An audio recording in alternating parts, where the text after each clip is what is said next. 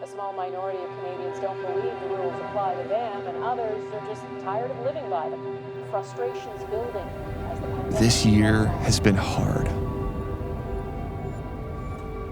Churches are empty. He's gonna have some cereal for breakfast, and then after that, he's Most of us had to learn to work from home. Some of us could no longer see our families, but some still got married. Some of us moved. And church became something we did in a whole new way. But one thing never changed. We never stopped sharing the gospel of Jesus.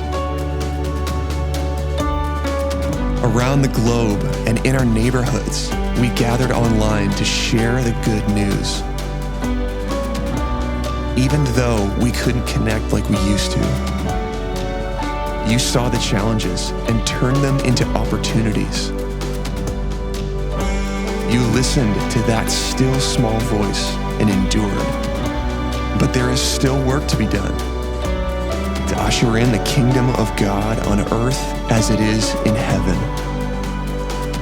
Lord, empower us to love, empower us to listen, empower us to lead.